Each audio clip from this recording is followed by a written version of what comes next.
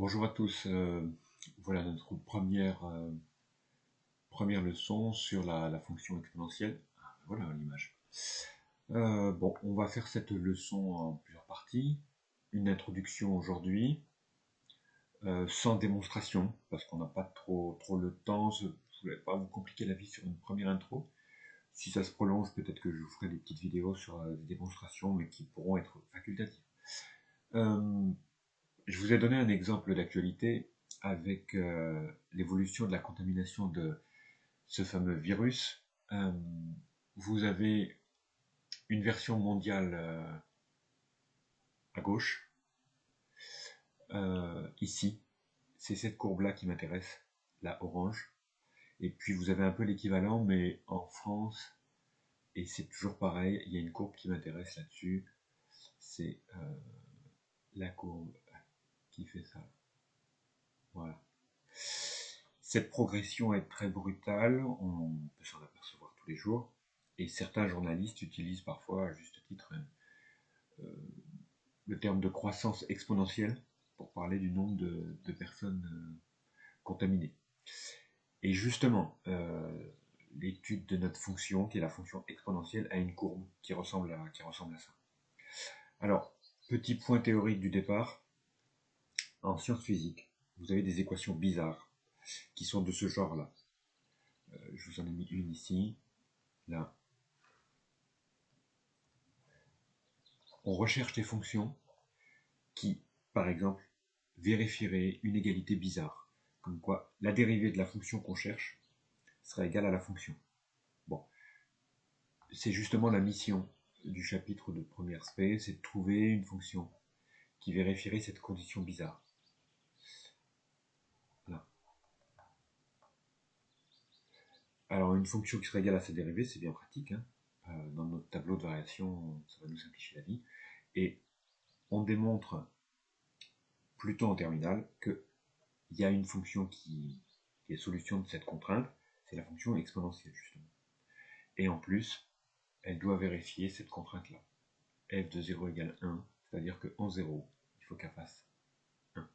Alors en première, on n'a pas trop les moyens de vous prouver qu'elle existe, cette fonction, d'ailleurs en terminale non plus, mais on pourra prouver en terminale qu'il n'y en a qu'une, qui vérifie ces deux conditions. Donc je les répète, condition 1, on cherche une fonction qui soit égale à sa dérivée, c'est plutôt pratique, hein. Des fonctions, on en a dérivé plein déjà, hein. G de x égale x carré, je ne sais pas si vous vous souvenez de sa dérivée, petite seconde, 1, 2, dérivée de x carré, 2x. Donc vous voyez, elle n'est pas égale à sa dérivée celle-ci. G' de x n'est pas égale à sa dérivée. Donc elle n'est pas candidate pour cette condition-là. En fait, actuellement, on n'a aucune fonction en stock dans notre tableau qui soit égale à sa dérivée. Bon, ben en voilà une, fonction expo. Ensuite, je vous ai mis un exemple concret que j'ai trouvé chez mes collègues de physique. Ils vont étudier avec vous le mouvement d'un objet en chute libre. Si V c'est sa vitesse, M sa masse, G c'est la constante de gravitation, à peu près 10, c'est ce qu'ils appellent l'accélération, et K c'est une histoire de frottement. C'est-à-dire qu'il y a, vous avez un frottement dans l'air quand vous lâchez l'objet. Ils ont une équation qui est différente de la nôtre, avec les équations de la physique. Ils ont une équation, qu'on appelle une équation différentielle, qui leur permet de trouver la vitesse V de l'objet qu'ils ont lâché d'une hauteur à préciser. Bon, voilà, ils tombent sur une équation un peu compliquée. V' égale G moins K sur MV. G c'est 10, K ça a un rapport avec les forces de frottement, M c'est la masse de l'objet et V c'est sa vitesse. Donc vous voyez, vous avez une équation qui est plus difficile que ce qu'on avait déjà vu, hein.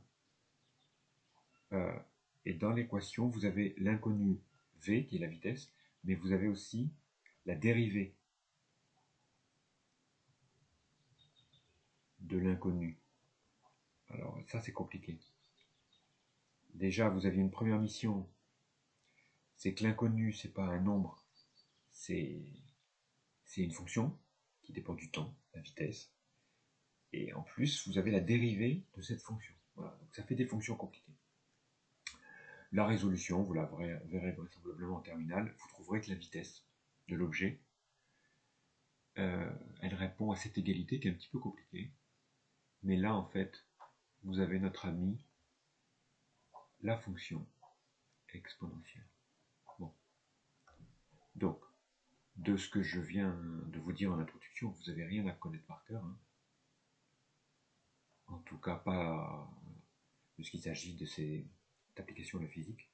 La seule chose qu'on se souviendra, c'est que, en première, je vous l'ai mis dessous, on doit étudier la solution de l'équation f' de x égale f de x, qui vérifie f de 0 égale 1.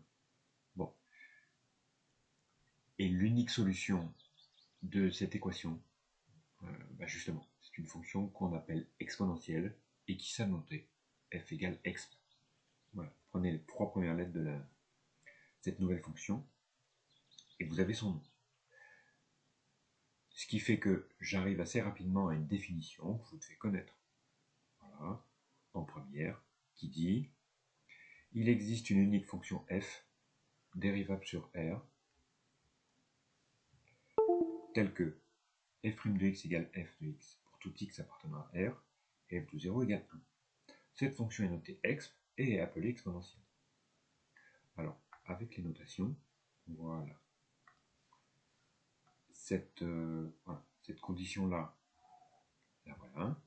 Et cette condition-là, tire à l'image, la voilà. Ok. Alors, l'unicité de cette solution, parce que vous voyez dans la définition est marqué unique, ça, vous le démontrerez, j'allais dire terminal S. Vous n'aurez pas une terminale S, vous aurez une terminale avec SPMAT. Maths complémentaire, il faudrait vérifier si cette démonstration y figure. Et quant à l'existence, ça c'est plus difficile. J'ai vu une démonstration de cette existence il n'y a pas longtemps, chez vos aînés dans un DM de supérieur. Il y a des chances pour que vous n'ayez pas cette démonstration en terminale. Bon. Nous, deux choses à savoir. La fonction exponentielle, elle est égale à sa dérivée, ce qui est bien pratique. L'exponentielle de 0 égale 1. Voilà. Ce qui fait que... Bon, je vais passer directement aux propriétés. Alors, les propriétés sont des propriétés qu'on peut démontrer en première. Comme je vous ai dit, ce sera sûrement l'occasion d'une prochaine vidéo. Première propriété. Pour tout x appartenant à R, exponentielle de x fois exponentielle de son opposé égale 1.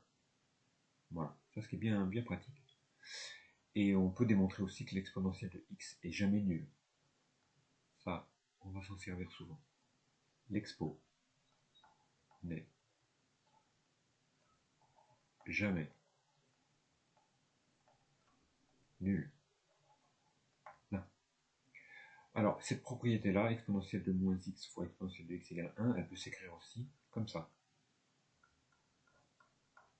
D'accord? Il suffit de diviser des deux côtés par exponentielle de x. En plus, il n'est jamais nul, donc on ne divise pas par 0, pratique. Et en fait, vous avez déjà rencontré des propriétés de ce genre-là.